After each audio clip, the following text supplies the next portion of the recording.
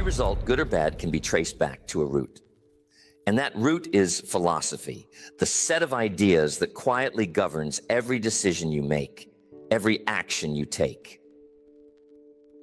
I remember when I first heard that, it struck me.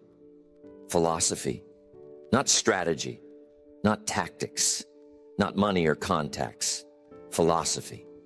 It made me pause and take a hard look at what was driving my decisions. Because you don't get in life what you want. You get in life what you are. And what you are is determined by the philosophy you adopt. What is philosophy, really? It's not just what you say when someone puts you on the spot. It's the collection of beliefs, attitudes, and assumptions that shape your interpretation of every event. It's your personal operating system, quietly working in the background.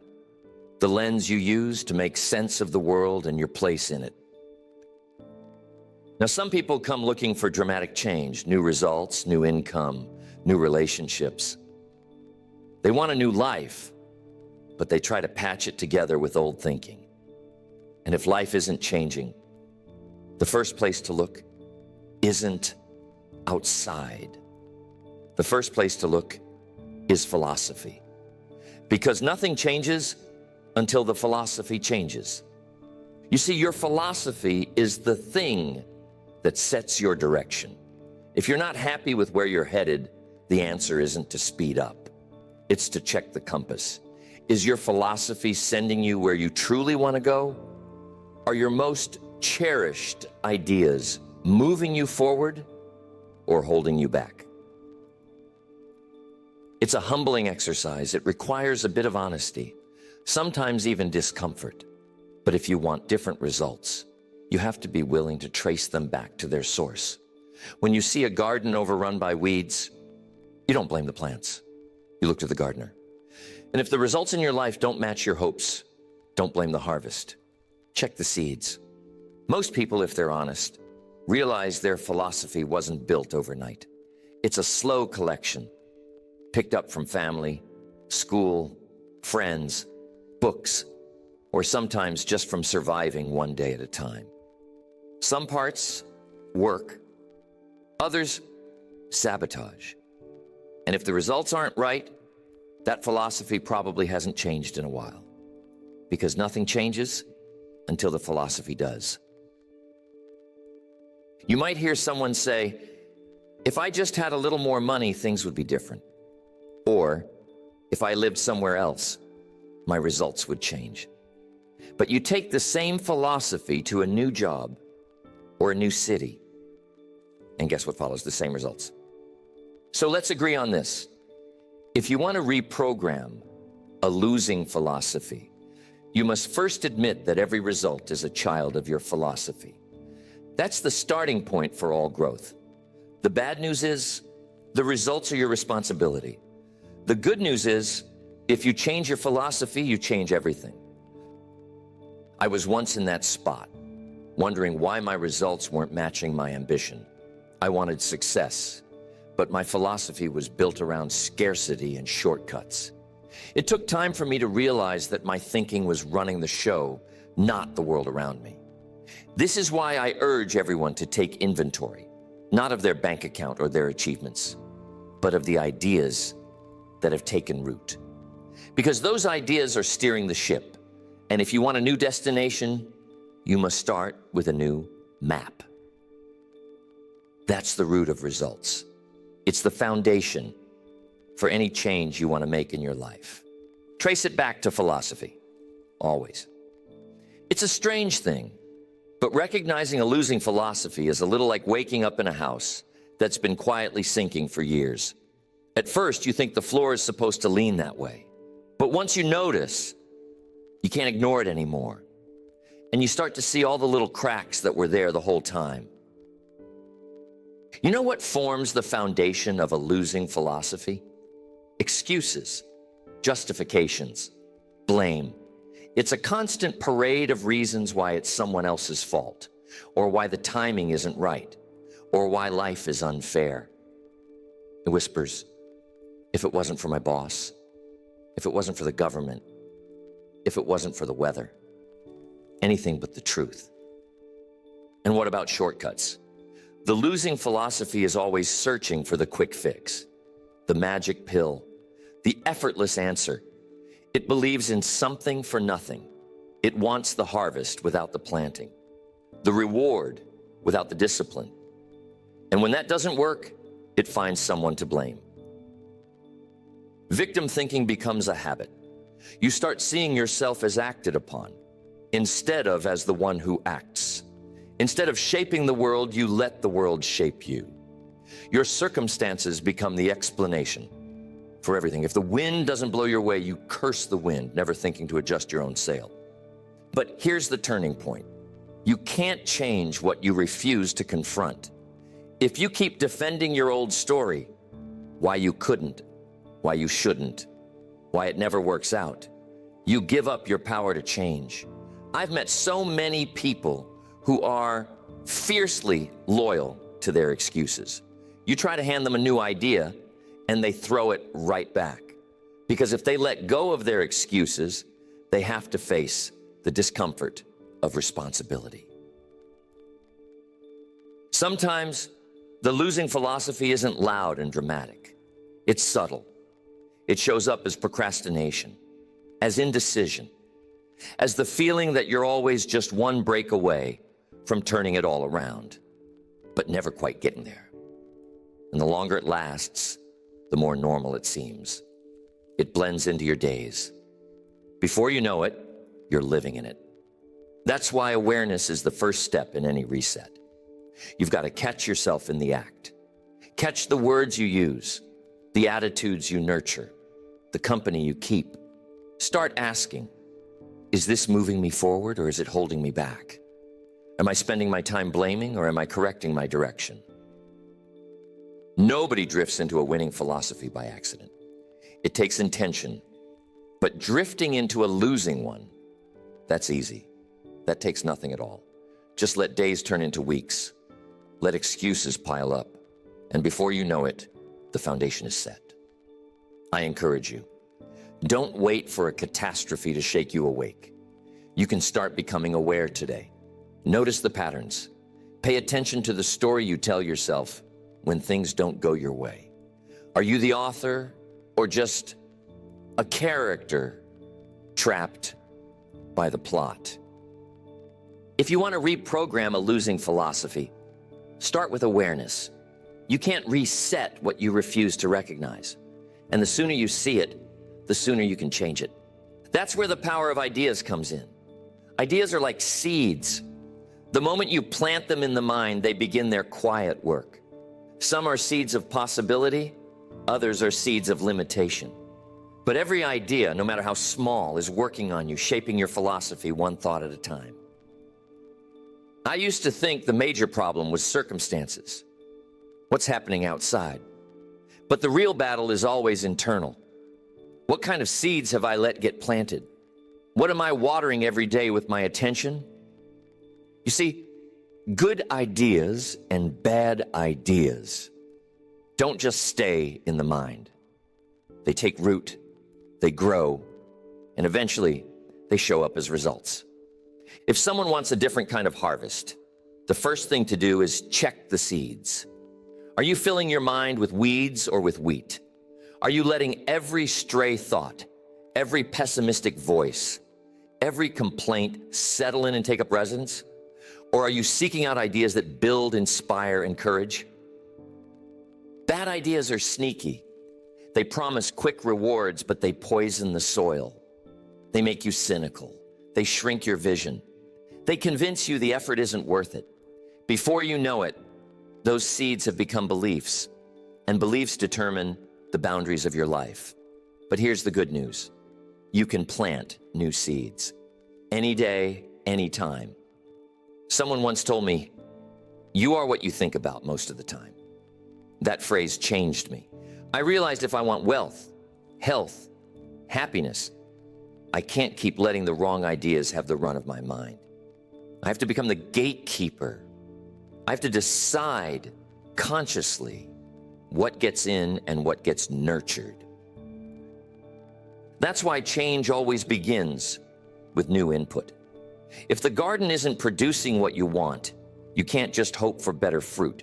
You have to bring in new seeds. You have to read new books, listen to new voices, stretch your thinking. You have to expose yourself to possibilities that challenge the old habits. You see, ideas compound. One new idea, properly planted, can change everything. Sometimes it's just a phrase. Sometimes it's a story. Sometimes it's a question that won't let you go. But if you keep feeding on the old ideas, the ones that say you can't, you won't, it's not possible, don't be surprised when your results keep repeating themselves. On the other hand, plant enough good seeds and soon your mind becomes fertile ground for achievement. The weeds don't stand a chance if you tend the garden every day. It's not enough to have a good idea once in a while. You have to make it a habit to feed your mind with what you want to see in your life. That's why the most important investment you can make is in new ideas. Ideas that help you see what's possible, stretch your goals, ignite your ambition. I remember the first time I picked up a book that told me success was something I could design. Not inherit, not stumble into, but build thought by thought, action by action. That idea took root and changed everything. It pushed out the weeds of limitation. It taught me that the smallest shift in thinking could lead to the biggest difference in living. If someone asks where change starts, tell them with a single idea. Plant the right ones and watch what happens. So, if you want to reprogram a losing philosophy, start bringing in better ideas. The rest will follow. But here's something to watch for: the danger of drift. Most people never choose a losing philosophy on purpose. Nobody wakes up and decides, today, I'll build my life on excuses and blame. That's not how it happens. Losing philosophies aren't usually adopted. They're accumulated through neglect. Drift is subtle. It's quiet. It asks nothing from you but inattention. You get busy. You get distracted. And one day you look up and wonder how you wandered so far from the course you set years ago. It wasn't one giant leap. It was 100 tiny steps, each too small to notice at the time. It's a little like being at the beach and wading out into the water. At first, you're right in front of your towel. But after a while, you look back, and you're 50 yards down the shoreline. You didn't swim there. The current carried you while you weren't paying attention.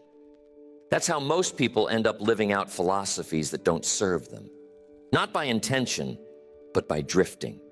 They let a little cynicism settle in here, a little laziness over there, a small compromise in one corner, a missed promise in another. Those little errors in judgment start to add up day after day. Now here's something to remember. A small error in judgment, repeated every day, eventually leads to disaster. It's not the single mistake that ruins us. It's the slow, steady accumulation. Skipping the reading, ignoring the budget, letting the wrong influence have a little more say, just for today. None of these seem like a big deal by themselves, but give it 5 years and the consequences are enormous. On the flip side, small disciplines, just as subtle, just as easy to ignore, can carry you to success. But it takes awareness to break the drift. You have to lift your eyes from the distractions and ask yourself, where am I going? Am I headed somewhere by design, or am I just letting the current take me wherever it pleases? Most people drift because they don't revisit their philosophy. They assume that if it got them this far, it will take them the rest of the way. But philosophies age. The world changes. Circumstances shift. And what once served you can become your greatest liability if you don't pay attention. You don't have to overhaul your life in a day, but you do have to wake up. You have to notice when the drift has set in. If you keep doing what you're doing, where will you end up? If you keep thinking the way you're thinking, what kind of results will you have a year from now, 5 years from now? The danger of drift is real because it's invisible.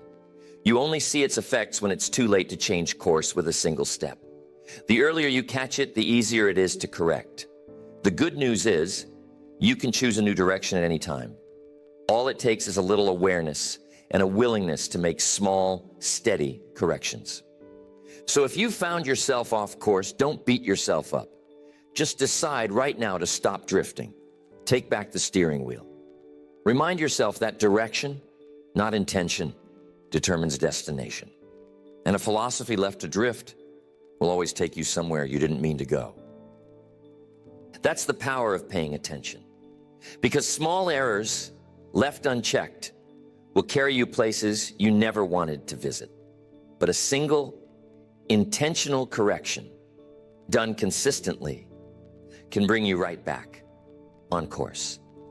And if you want real change, you have to get down to the core. Accountability and ownership. Nothing moves until you move. Nothing changes until you step forward and claim responsibility for your own philosophy, your own results. As long as you defend what isn't working, you stay locked inside it. The first step to reprogramming anything is to quit making excuses for why it is the way it is. I used to think I could change my circumstances and the rest would follow. But I learned something valuable along the way. No one can reprogram what they keep defending. If you protect the old story, the old way of thinking, the old habits, you keep them alive. It's like locking the door on a room you don't want anyone to see. Trouble is, you're the one still living in that room. Responsibility clears the space for something new to take root. The moment you say, this is my life, these are my results, and I'm responsible for both, the landscape shifts. Suddenly, you're not a spectator anymore. You're the architect, the builder. You get to decide what gets demolished and what gets rebuilt. Now, this isn't about blame. It's not about carrying a sack of guilt around.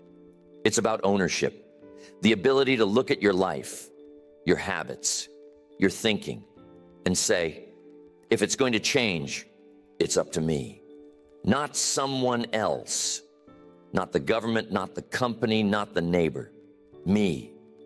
Some people spend years polishing their excuses. They get good at it, listing all the reasons why things can't change, why the odds are stacked against them.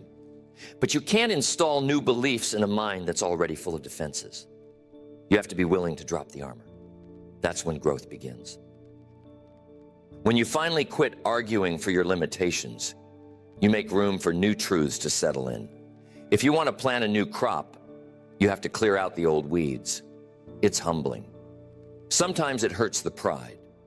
But pride never put dinner on the table. Pride never built a business. Humility is the door to change, because it says, I may not have all the answers, but I'm willing to learn. I remember a time when my results weren't matching my expectations. I tried to blame the market, the timing, even the weather. But nothing improved until I admitted that the biggest barrier wasn't out there. It was inside me. The day you make that admission is the day everything opens up. This is where accountability becomes your friend, not your enemy. When you take ownership, you take back the power to choose your response. You can't always change what happens to you, but you can always change what happens in you. That's where your future is shaped. So don't wait for someone else to hand you a better philosophy. Decide that you're in charge of your own programming. Decide that the story can change and you can be the author. Accept responsibility, clear the space, and let something new begin to grow. That's how you open the door to a new philosophy, by claiming ownership and making accountability the foundation. Everything good that follows will be built on that choice. From there, it's time to take a closer look at what's running in the background. Think of the mind as a program. Some loops are helpful, others are harmful, and many were installed when you weren't even paying attention. If the program isn't producing the results you want, it's time for an upgrade. Most people try to change their lives by changing their surroundings or chasing new opportunities. But the real transformation happens when you rewrite the script running in your head. The old loops, the doubts, the complaints, the warnings that say don't risk, don't try, don't bother, those need replacing. But you can't just delete them. You have to overwrite them with something better. What do you install in their place?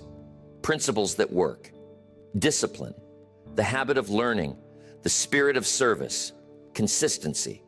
These are the new lines of code that make all the difference. But here's the secret.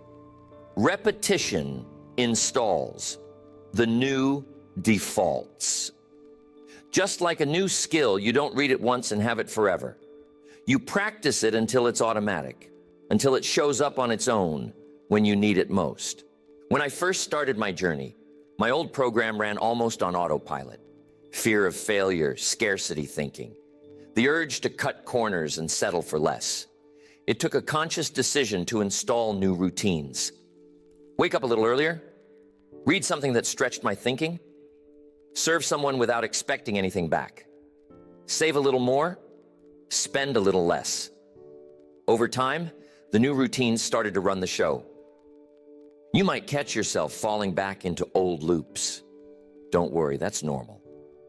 The mind likes what's familiar, even when it doesn't serve you. But the more you practice the new principles, the more those patterns become your default setting. You begin to react with discipline instead of delay, with optimism instead of cynicism, with courage instead of retreat. Imagine it like this. Every day, you get to write a new line of code in your mind. Will it be a principle that moves you forward or a leftover habit from yesterday? The choice is yours. If you want to see new results, make sure your new software is running every morning. It's also important to remember that upgrades take time. You wouldn't expect a computer to install a brand new system in a minute. You shouldn't expect your mind to do it overnight. But every repetition counts. Every day you choose discipline over distraction, learning over laziness, service over selfishness, you're upgrading the program. You're creating new automatic responses that will serve you when things get tough. Don't underestimate the power of consistency. Some people make the mistake of searching for one big breakthrough. But the truth is, the little upgrades done day after day add up to a completely new operating system. Before long, you look back and hardly recognize the person who used to run on excuses and shortcuts. So, as you work on reprogramming your philosophy, focus on upgrading your mental software. Practice the new principles until they run on their own. Install them every day, with every decision. Let repetition do its work, and soon you'll see your results start to match your ambitions. That's how you create a lasting change, not just by wishing for it, but by building it into your daily code. But don't overlook one of the most powerful forces shaping all that work: association and environment. You can spend all your energy changing your ideas and upgrading your thinking, but if you never change who and what you listen to, it's like trying to run new software on an old broken machine. The environment will always win. You cannot outthink the influence you sit under. That's just a fact. The people you spend time with, the conversations you allow, the information you feed on, they all leave fingerprints on your philosophy. It's subtle, but it's real. Spend enough time with negative thinkers, and soon you'll pick up their language, their doubts, their fears. Sit with winners, and your mind starts to stretch. Your goals begin to grow. If you want to reprogram your philosophy, you have to pay close attention to your associations. Who are you listening to? Who has your ear when you're most vulnerable, when things are tough, or when you're tempted to take the easy way out? Are you surrounded by people who challenge you, encourage you, hold you to a higher standard? Or are you surrounded by those who pull you back to the average? I remember a season in my life when my results weren't matching my dreams. I worked on my attitude. I worked on my discipline, but it still felt like I was running in place. Then I took a hard look at my associations. I realized I was spending too much time in environments where the expectation was to do just enough to get by. Nobody was talking about goals. Nobody was talking about dreams. They were talking about surviving, not thriving. And I was absorbing all of it. So I made a shift. I started seeking out environments where achievement was celebrated, where discipline was normal, where people talked about ideas, not just gossip. It was uncomfortable at first, but the more I sat under better influences, the more my thinking began to change. New possibilities opened up. My philosophy started to match the company I was keeping. Your environment is shaping you every day, whether you realize it or not. The books on your shelf, the voices in your ear, the conversations at your table, they're programming your beliefs. If you want to change your direction, sometimes the most important step is to change your scenery. That might mean spending less time in the old circles. It might mean seeking out new mentors, new friends, new sources of inspiration. It might even mean letting go of certain conversations so you can make room for the ones that push you forward. Remember this, your philosophy is contagious, and so is everyone else's. If you want a winning philosophy, sit with winners. If you want to grow, plant yourself in an environment where growth is the expectation, not the exception. You can't always control every influence, but you can choose where you spend your time and who gets your attention. Make those choices count. Change the input, and soon the output. Your results, your habits, your whole philosophy will start to change too. That's the power of association and environment. Don't underestimate it. If you want a new philosophy, start by choosing new company. But don't stop there. If you're serious about building a new philosophy, make study a daily habit. You have to become a student again. You have to put yourself in the posture of learning, not just once, not just when you feel like it, but every day. Study is the maintenance system for a better philosophy. Most people stop studying after school. They figure, I've got my diploma, I'm done. But formal education will make you a living. Self-education will make you a fortune. The world keeps changing. Ideas keep evolving, and the only way to keep your philosophy sharp is to keep feeding it new material. Study isn't just about books, though books are powerful. It's about seeking understanding. It's about asking questions and searching for principles that stand the test of time. It's about learning from history, from mistakes, from successes, from every source you can find. Every page you read, every note you take, every idea you examine is one more upgrade to your philosophy. I remember when I decided to get serious about study. I set aside a little time each day, not hours, just enough to keep the fire burning. I started with a single book, then another. Pretty soon, I noticed my language changing. My thoughts were clearer. My decisions were better. That's what happens when you make study a habit. Study creates perspective. When you read, you see how others have navigated storms, how they've built fortunes, how they've overcome setbacks. It gives you more than just information, it gives you wisdom. And wisdom is the great corrector of a losing philosophy. Don't just study what's comfortable. Study what challenges you. Pick up a biography of someone who's done what you want to do. Read philosophy. Read history. Read about health, about wealth, about leadership and relationships. Feed your mind a balanced diet.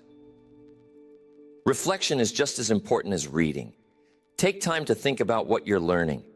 How does it apply to your life? What could you do differently today based on a single new idea? That's how knowledge becomes transformation. It's not what you know, it's what you do with what you know. Make a commitment to daily study and reflection. It doesn't matter if it's 5 minutes or 50. What matters is the consistency. The mind is like a muscle. It grows stronger with regular exercise. Neglect it, and it gets weak, stale, prone to old habits. If you want to reprogram a losing philosophy, let study become part of your daily routine.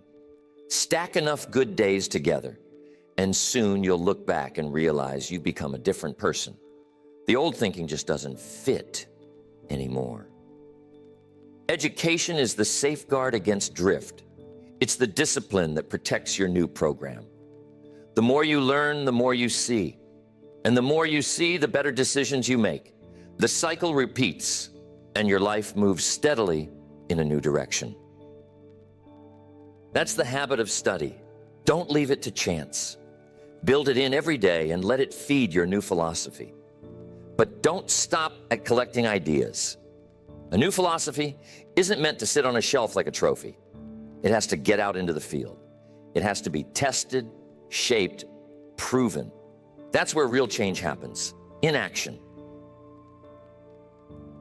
You can read all the books, listen to all the seminars, fill notebooks with quotes and insights. But philosophy has to translate into behavior, into decisions. Every day brings a dozen chances to prove to yourself that your new code is running. You might have an old belief that says, "Why try? It never works out for me." That's a line from the old program. Now you install a new belief. Effort pays. Small disciplines make a difference. You get a chance to act on it. Maybe it's in your business. Maybe with your health. Maybe in a conversation with someone you care about. The moment you choose the new belief over the old excuse, you're rewriting the program. This is where most people struggle. The old habits are comfortable. The new ones are unfamiliar. But every time you practice a new belief, every time you step into discipline instead of delay, optimism instead of doubt, you reinforce the new software. Action is the proof that your philosophy is changing. Don't wait for the big moments. The test comes in the small things. The way you start your day, the way you respond to a setback, the way you spend an extra hour in the evening. If your new philosophy says learning is vital, then pick up the book. If it says generosity builds wealth, then find a way to give, even if it's small. Every decision becomes a checkpoint. Did I run the old code or the new? If you catch yourself falling back, don't get discouraged. It's a process. Just try again at the next opportunity. The more you act on your new beliefs, the stronger they become. Action is the great confirmer.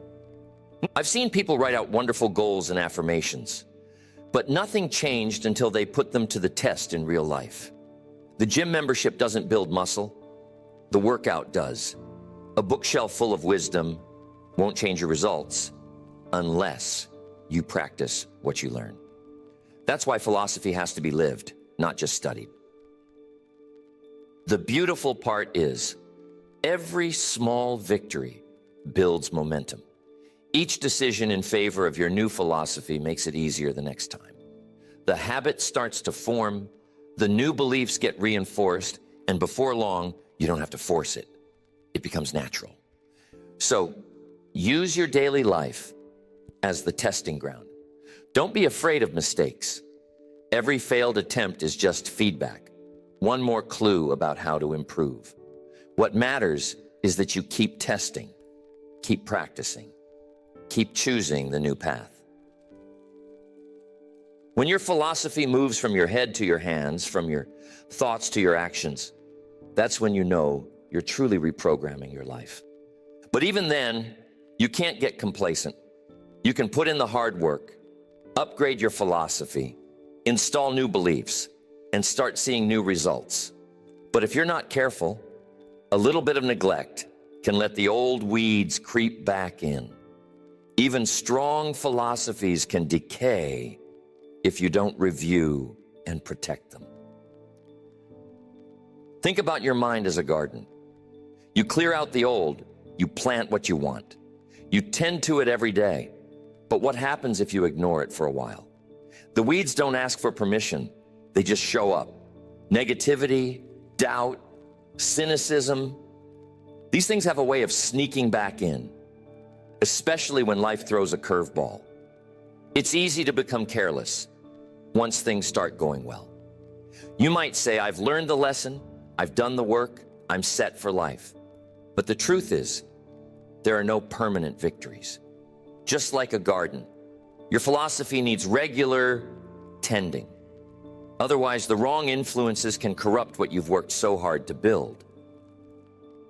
One of the biggest dangers is the shortcut, the voice that whispers, just this once. You don't have to keep your standards today. Take it easy. Nobody's watching. But every shortcut weakens your program. It chips away at your new foundation. Before long, you're not just slipping, you're sliding. You have to make a habit of regular review. Set aside time to think about your thinking. Ask yourself, am I still running the new code, or have I slipped back into old patterns? Are my daily actions matching my new philosophy, or have I let small compromises pile up? Watch for negativity. It comes disguised as harmless conversation, as entertainment, as advice from well-meaning friends. You have to be the gatekeeper of your mind. Protect it fiercely. If you catch yourself drifting, correct it right away. Don't let a bad day turn into a bad week or a bad week turn into a bad year. It's also important to surround yourself with reminders of what matters. Keep your books close. Stay connected to people who inspire you. Keep your goals in front of you, where you can see them every day. Don't let your standards slip just because you've made a little progress. Every philosophy, no matter how strong, is vulnerable to neglect. The moment you think you're immune is the moment you're at risk. Stay humble, stay hungry. Review your beliefs, guard your influences, and make sure the old program doesn't sneak back in through the back door. Remember, the best time to repair the roof is when the sun is shining. Don't wait for a crisis to get back to the basics. Make the review and protection of your philosophy a daily practice. That's how you ensure your new program stays strong and your life keeps moving in the right direction. Guard your mind, protect your progress, and keep the weeds out one day at a time. There's a principle at work here that shapes every part of your life, quietly but powerfully. The compound effect of better thinking. Just as money compounds, small, steady investments growing into great fortunes. So do your thoughts, your choices, your philosophy. A single improved decision may not look like much in the moment, but stack one on top of another, day after day, and the results become extraordinary. The real magic isn't in the giant leap. It's in the steady, unrelenting march of small upgrades. Each time you choose to act on your new philosophy, each time you say yes to discipline, yes to learning, yes to generosity, those decisions start to reinforce each other. The compound effect works both ways. If you let small errors in judgment build up, they create a life you never intended. But if you let wise choices pile up, they build a life you couldn't have imagined. When I started to change my own thinking, the first results were invisible. Nobody cheered. Nobody noticed. But I noticed. I could feel the difference in my confidence, my energy, my outlook. I wasn't just reacting to life. I was designing it, one decision at a time. It's the little things. Reading a few pages every night, making that extra sales call, taking a moment to reflect before reacting. One day doesn't change the world, but 5 years later, you look up and everything is different. Your bank account, your relationships, your health. All the visible changes are simply the result of a new philosophy, compounding quietly behind the scenes. Some people chase after dramatic breakthroughs, but most breakthroughs are really the sum of 1,000 quiet choices that finally add up. The good news is anyone can do this. You don't have to make a fortune in a day. You don't have to become wise overnight. You just need to get a little better, a little stronger, a little wiser day after day. The process is simple, but it isn't always easy. You have to trust the principle. You have to believe that your new way of thinking will pay off, even when the results are still invisible. That's faith in action, knowing that each improved thought, each small discipline is a deposit in your future. Eventually, the world starts to notice. People will ask how you did it. They'll wonder about your secret. The secret is no secret. It's the compound effect of better thinking, practiced over time. So let each day count.